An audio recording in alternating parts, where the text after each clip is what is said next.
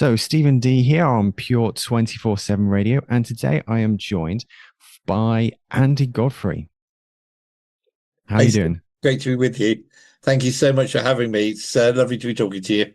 And this is the first of many interviews with the writers of Pure Media Magazine, which I'm really excited about. So, I'll be interviewing various writers talking about their column and their articles in the magazine. And so, first of all, we have Andy Godfrey to talk about his column, Lifted. Would you mind telling us a little bit about what it is that you do? Okay, so I actually have been in full-time Christian work for 40 years this year, having been a minister of a couple of churches and worked as a missionary in Eastern Europe. Today, I work with an evangelistic organization. We're called Outreach UK. We are 151 years old. We have 80 evangelists. They're all part-time, working all over the country. And I work as a kind of pastor to about a dozen of them who live in the east of England. So I go and visit them. I encourage them. I advise them. I help them in their work, take a note of what they're doing. And basically, I'm like a pastor to the evangelists in my part of the world. I work one day a week with a church in Dunstable. Regular listeners to Pure on a Friday morning will know that I'm a film reviewer. So last year, at the encouragement of our great late friend Steve Legg, I wrote a book called Confessions of a Christian Film Critic, and I go off and do movie evenings for churches where we talk about, towards the end of the evening, the greatest story ever told, which of course is the gospel. And so yeah, so I'm a full-time evangelist. I live mainly by faith and out preaching most Sundays. Excellent. So that's what it is you do. And as a natural extension of that, you've got this column in Pure Media, the magazine called Lifted. And as part of that, you bring some really insightful stuff into what it is we can do day to day life and all the rest of it. And so in this particular edition, October edition of Pure Media, the magazine, you've got a really good article, which is titled Life Begins at 40. Do you mind telling us what inspired this? Yes, so as I said, I've been in full-time Christian work for 40 years. 40 years ago this year, I graduated from Moorlands Bible College with a diploma in evangelism and a diploma in theology. And this year we had a get-together. A get-together was arranged for all of us who were there 40 years ago. So that's what inspired it. There were people who came. We actually had it, much to my great joy, in Milton Keynes, just down the road from where I live. And people came together who hadn't seen each other for 40 years. And it was just a joy to be reunited with friends, with people I just didn't know what they'd done over that 40 years, people I'd lost contact with over 40 years, as well as a couple of the lecturers from that time as well, and the current principal. So the article was inspired by a Bible college reunion where we got together. I've seen some of my friends over the years. There were three of us at college that were particularly close. We called ourselves the Three Musketeers, and the other two Musketeers were at this reunion. And I've seen them on and off over the years, but it was really great to have this get together and catch up with people. And some had gone into full-time Christian work after Bible college, others hadn't, and it was just great to catch up and see what people have been doing. So the article was inspired by a reunion, a 40-year reunion of those of us who were at Moorlands Bible College all those years ago. I'm sure as a movie critic, you probably think of some films or programs. I'm trying to think of one where reunions have taken place and there's been a lot of humor around that. I'm trying to think. I think Frasier, there was at least one in Frasier. Might have even Yes, been in Friends or other TV series and right. programs. I'm wondering if Yeah, there's any films with that. I can't think off the top of my head. I wish you'd asked me that off air because I would have looked them up. But I'm sure there are. There are many films where people get back together. There was one a couple of years ago called Past Lives, which was a Korean film, but it did very well here, and it was about a Korean two children in Korea who were separated at the age of 12 because her parents were going off to New York, and they get together many years later, and she's married, but there is a connection between the two of them and an attraction. So I think that's the most recent one that I can think of off the top of my head. But also, you tend to get let's be honest, some horror films where people get together. I can think of a few horror films where people get together for a reunion. They go off to a cabin in the woods and all sorts of nightmares ensue. So, that's not necessarily a good idea, to get together in that way.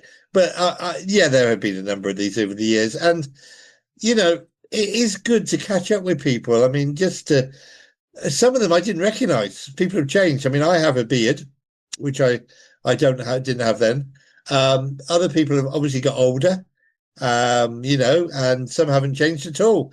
It's really weird how some have changed and some hadn't, and some have changed beyond recognition, and others look exactly the same. Yeah, a lot can happen in 40 years, Yeah, I can imagine. it's a long time. Yes. It's a long time. A lot has happened in my life in that time that I would never have anticipated. If you'd said to me 40 years ago, you would be you'd get married and then there would be a divorce. You'd have a daughter. You'd become great friends with a guy called Steve Legg, who would get you writing movie reviews and get you quoted on movie posters and encourage you to write a book. If you'd said to me 40 years ago, I would have seen Bruce Springsteen in concert 5 times. I wouldn't have believed that because I love Bruce, as you guys at Pure know.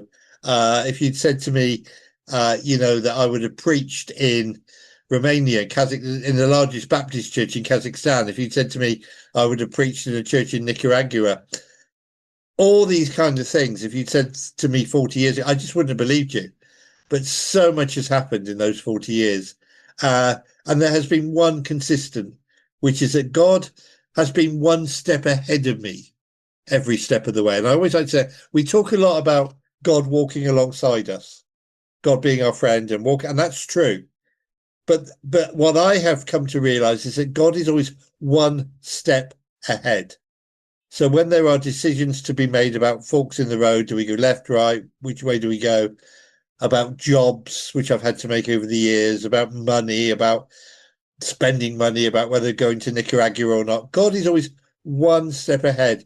And even when I've made bad decisions in my life, God has always been one step ahead and said, okay, it's not plan A, it's not really what I wanted, but there is a plan B, and that's been to me one of the great comforts of the last 40 years and one of the great lessons that I've learned, that when I step out, particularly when I step out in faith, God is there and he is one step ahead of me. Absolutely. And that kind of brings us to the heart of what your article was trying to bring about. Life begins at 40 and what this reunion kind of inspired and reminded you of. Yeah, it did, because I looked at the lives of people who were great friends at college who I hadn't seen for 40 years. And I was obviously talking to them, finding out what they had done, what they'd been doing for the last 40 years. And you could see how God had been leading and guiding them. You could see how God had been leading and guiding people that I have kept in touch with. I mentioned the other 2 Musketeers from college days. I could see how God had been leading and guiding them. I could see that there were great opportunities that they had taken. And it's really, really strange, because I read a long time ago that 90% of guidance is retrospective. You arrive in a place. Who'd have said 40 years ago I would be living in Milton Keynes talking to you guys on a Christian radio station? You arrive in a place at a point in your life, and it's a good place and it's a great place, and I love being here and I love my church and I love being in Milton Keynes and I love talking to you guys, and and you think, how did I get here? How did I get here? And it's when you look back, you can see that God was guiding. So one step ahead every step of the way.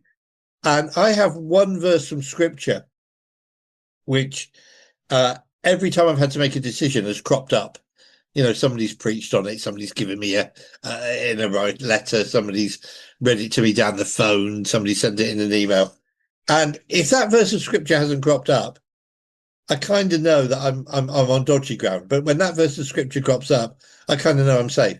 And God has done that. And never underestimate the fact that God has a plan for you. And even if we mess it up and we go astray, God is saying, it's okay. I knew you were going to mess up in advance. So here's what we're going to do now.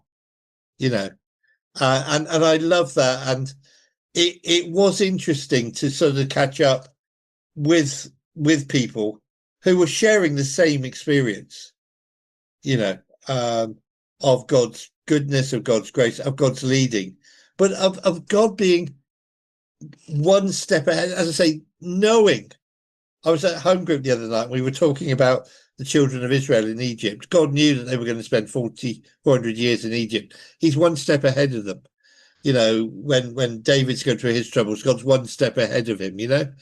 And when Paul is on some of his missionary journeys, God is one step ahead of him, preparing the way. And even if we do take a fork in the road and go offline, off what God intended, there is always this miraculous plan B where God can say, okay, we can sort this out. You know, we'll work this out. And it's just a case of trusting and believing. And sometimes taking a step of faith. I can tell you, Stephen, over the years, some of the steps of faith I've taken, people have said to me, I'm crazy.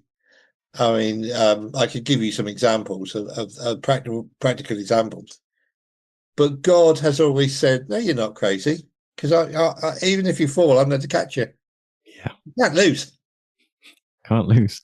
No. Yeah. It might not be as good as God planned, but you still can't lose. Absolutely.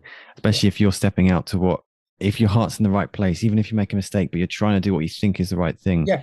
God's going to catch you, isn't he? So I think that brings us to a great place of what's the one thing you want people to take away from reading your article? What's the one thing that you want people to take away from this? My verse of scripture that has always come up is Psalm 37, verse 4, which is delight yourself in the Lord, and he will give you the desire of your heart. And what I want people to take away is it doesn't matter how old you get. 40 years is a long time. I'm 63. All right. And I probably look it, but I'm 63. And I have learnt over 57 years of being a Christian that it doesn't matter how old you get, just keep trusting the Lord. Just keep saying, Lord, life can begin now. There's always something new with God. There's a new adventure. Every day can be a new adventure. I know maybe some people listening to this get up in the morning and they go to work and life's a bit routine, but you never know when you put yourself in God's hands how God can use you. And I do a lot of evangelism training. And if anybody wants to book me up to come to their church to do evangelism training, I mean, please get in touch with Pure. We'll come and do some evangelism training. And something I say in the evangelism training course is that every single Christian, you might be the town dustbin man, you might work in an office, you might be a teacher, you might be unemployed. Every single Christian putting themselves in the hands of God can be used by God. And let God take you by surprise with what he can do with your life. Don't just settle. I mean, a daily prayer in our organization, Outreach UK, is, Lord, today, lead me to someone you want me to tell about Jesus. So every morning I wake up and I say, Lord, today, lead me to somebody that you want me to talk to about you. And sometimes that happens when we're out doing street work. Sometimes that happens when we're out doing door-to-door work. But, everybody can pray that prayer, and everybody can pray today, Lord, use me in a way that surprises me. We get... I want us to be a little bit more excited about our faith. I want us to be a little bit more excited about Christian living. I mean, you guys at Pure have proved the provision of God and how God keeps you going, because you've been down to your last penny. I know you have at times, and God keeps us going. Get excited about the faith. Get excited about our God. Get excited about the fact that God is saying to us, to ordinary people, I can use you in ways that you can't even begin to imagine right now. Just put your life in my hands. And whether you're 40 or 60 or 70, you look at some of the people. I mean, Noah was over 600 years old when he finished the ark. Abraham was however old he was when he had Isaac. Sarah was 90 years old. And it doesn't matter. 40 years of the last experience has taught me that every single day can be, if I let it be, if I want it to be, and an adventure with God. Some days I don't want it to be. Some days I just want to live an ordinary, quiet life and, go to work and come home and have me tea and sit down and watch a movie watch Raiders of the Lost Ark on TV.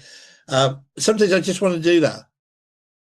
But when your life is lived with God, it can be really amazing.